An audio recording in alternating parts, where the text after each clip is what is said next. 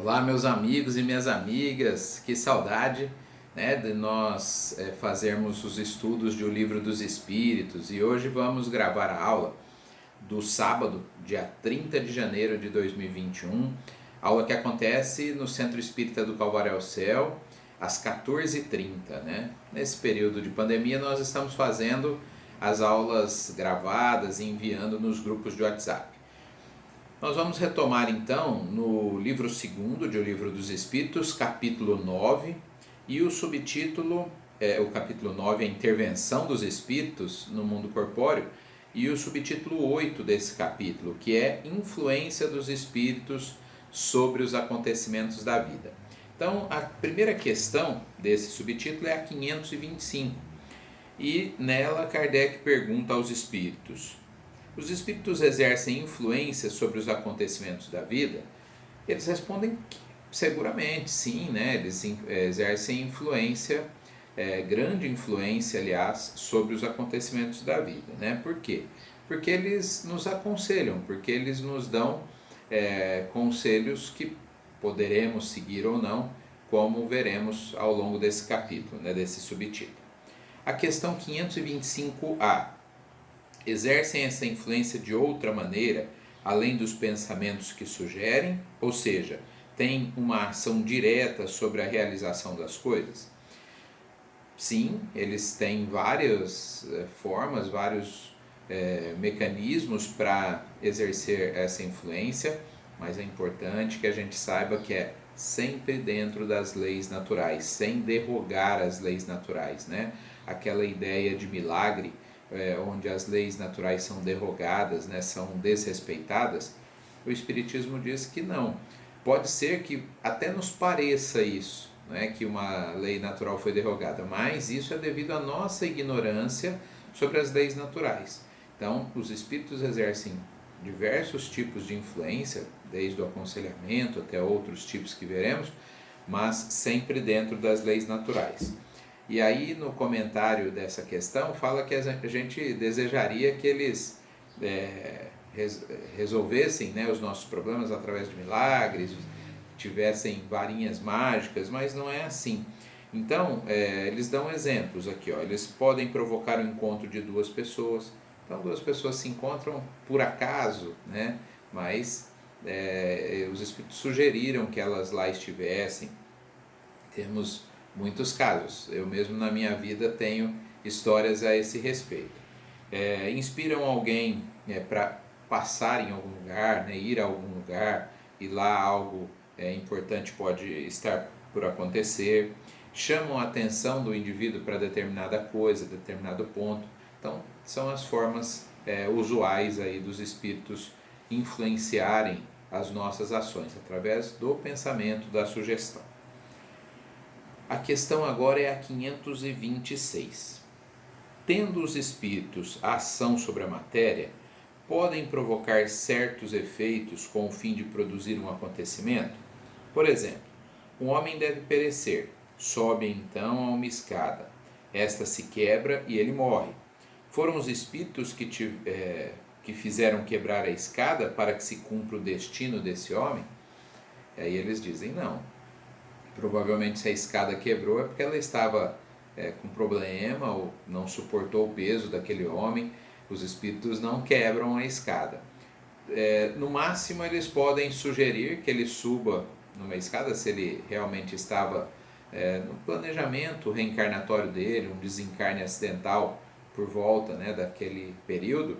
Então eles podem sugerir situações que o levem a esse acidente e o desencarne, ou alguma sequela que estava no planejamento reencarnatório. Mas eles não quebram a escada quebrou porque tinha algum problema, não suportou o peso. Eles no máximo sugerem que a pessoa use a escada e a partir daí ela se quebra. Deixa eu ver aqui nessa questão. Acho que nessa questão é isso mesmo, a questão 526. Acho que respondi, expliquei aqui aquilo que os espíritos nos dizem. Agora vamos para a questão 527, a quarta questão, né, de hoje. Tomemos outro exemplo. no qual não intervenha o estado natural da matéria.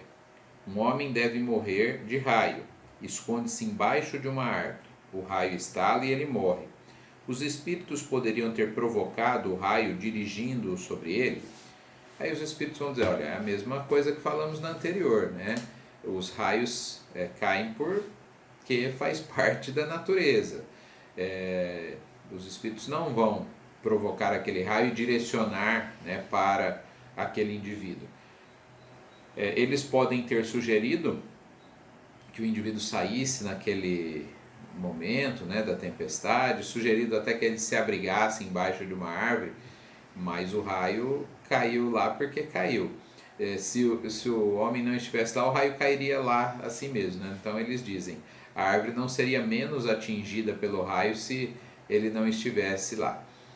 Então os espíritos não vão, vamos fazer aquele desencarnar, vamos provocar um raio e fazer com que caia ali na árvore que ele está. Isso não.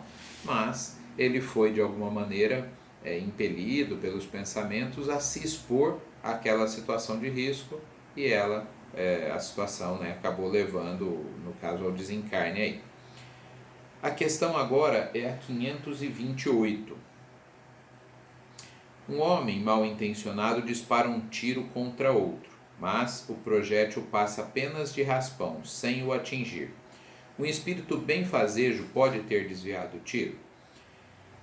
Se o indivíduo, né, benfazejo aí, não deveria ser atingido naquele momento, não estava no planejamento, os espíritos usam outros mecanismos, como inspirá-lo a desviar-se, né, fazer algum movimento ali, ou então até turvar a vista do atirador, né, de modo a prejudicar a sua pontaria e portanto ele não acertar.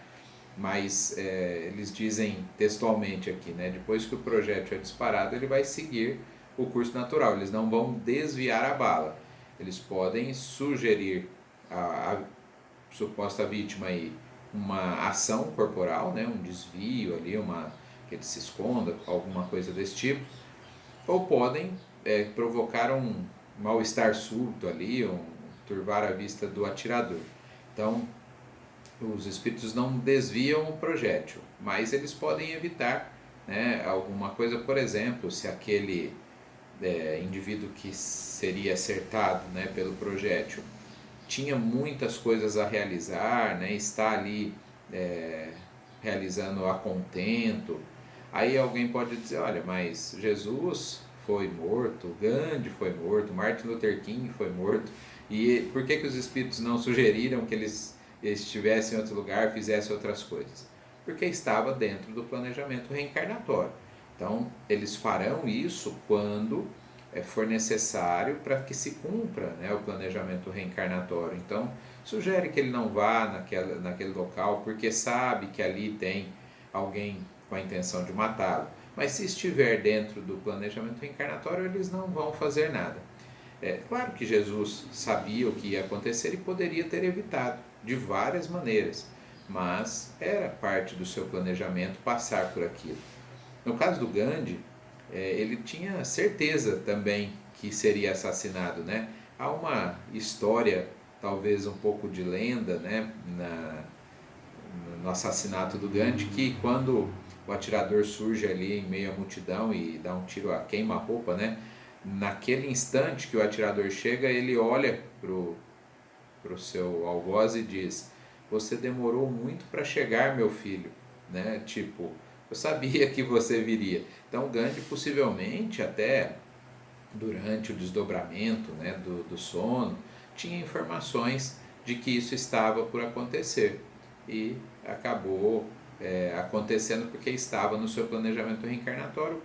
Caso os espíritos quisessem salvá-lo, né, caso ele precisasse continuar ainda a jornada terrena, eles teriam inspirado que ele não fosse lá, que alguém esbarrasse no atirador na hora, enfim, coisas poderiam acontecer que evitasse o desencarne ali.